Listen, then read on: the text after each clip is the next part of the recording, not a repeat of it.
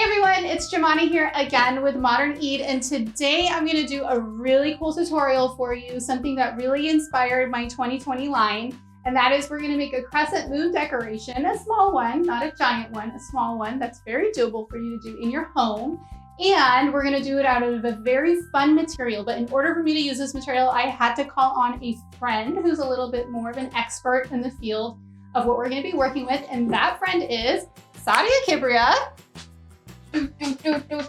Hello. We're socially distancing, so I'm moving away from her. I brought in Sadia today, who is carrying this very messy stuff here that is called Pampas Grass. You've probably seen it around a lot. It's kind of very trending right now in decor and design and all that fun stuff. And so Sadia is going to help me out with the Pampas Grass. But first, what I'm going to do is I'm going to walk you through how to create the form for your crescent moon made out of Pampas Grass. It's going to be like a really fun, pretty decoration that you can keep up year round. To get started, what you are going to need is, first and foremost, if you have it or you have access to get it, preferably get a piece of foam board. This is something that you can pick up at a craft store like Michael's or even Walmart or Target. They sell lots of foam board there. If you don't have foam board and you are sheltered in place and you don't want to go out to get any, you can definitely cut apart a cardboard box. Cut it apart to get it, as big as you want it. So the size of the crescent moon is up to you. I'm going to base mine on this foam core, which I believe is 24 by 36. So it's going to be about a 2 foot by 2 foot crescent moon. But if you wanted to use a smaller piece, you can definitely use a smaller piece.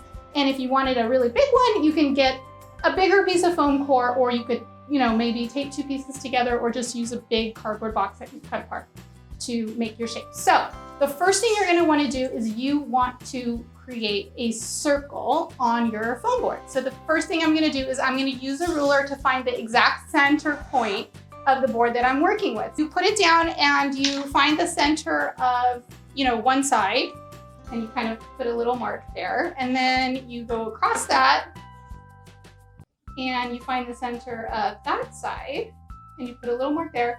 So that way you end up with like a little crisscross right in the middle. So now you know the exact center point of your foam cord or cardboard that you're working with. So in order to draw a perfect circle, the trick is to get a pencil, a piece of string, and a push pin or a pin. And figure out what the diameter, or actually the radius, is going to be of your circle, which means if you put the pin right in that cross point hatch, you are going to cut a piece of string that will take you as far to the edge of the shortest edge that you can get and tie it around your pencil there. So once you do that, then you can, holding the pin in the center so it doesn't pop out and holding the string and the pencil very tight, you just go around in a circle to draw your first circle. Then you want to draw a slightly smaller circle, and you can accomplish this by using like a plate or a platter, just depending on how small you want the cutout to be.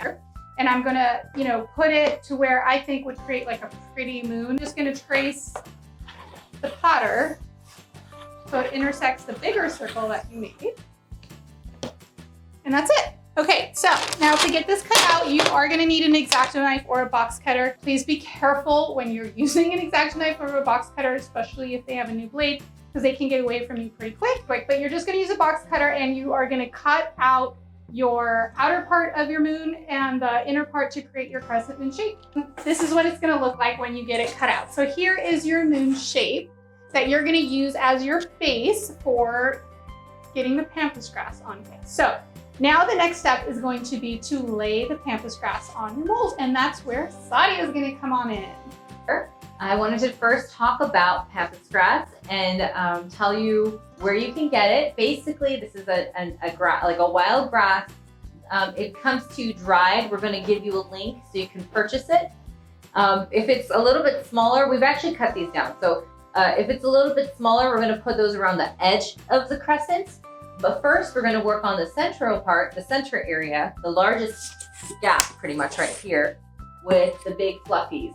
So Pampas Grass is really messy, so if that's an issue, go ahead and work outside. Pampas Grass is usually kind of long, so depending on how long it is and everything, you can actually get the longer ones and break them up in you can see there's a stem, you can break it a little bit And by breaking it just a little bit, you see how I made that curve right there? This is going to be very essential when you're trying to give the crescent like a nice natural curvature. Okay, we're gonna start gluing. So take your largest, fluffiest pieces and kind of lay them in the center where you're gonna glue them.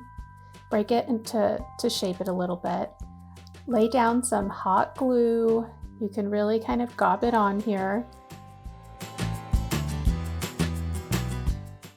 And then lay down your piece, being very careful not to touch the hot glue, just until it kind of sets. Okay, so repeat the process with the rest of your pieces. Just pick pieces that seem to naturally flow with the shape of your board and just add the glue, lay the piece on top. You can also use a glue stick to help you press the Pampas Grass down onto the foam core.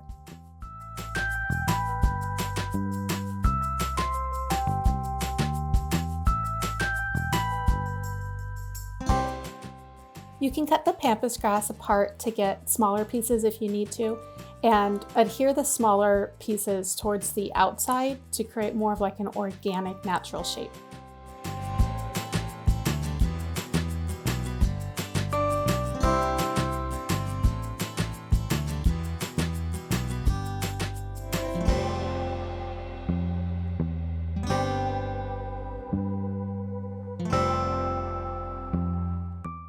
Okay, this is our moon. Ta-da! Ta-da! It looks so cute. You can hang this up on your wall if you want for your decoration.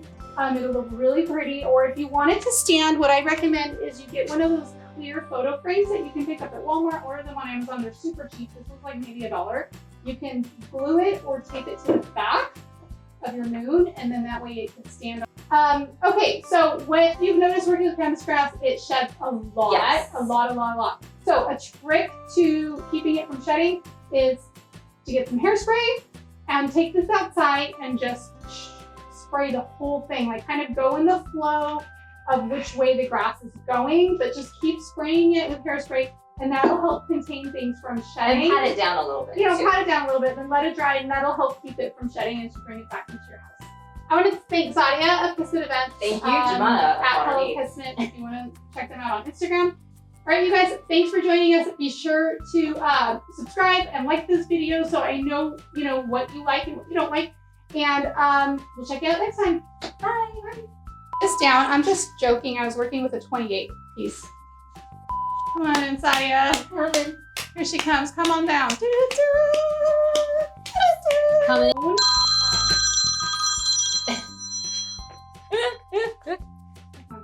And socially distancing, but not from God. I told her not to do that joke.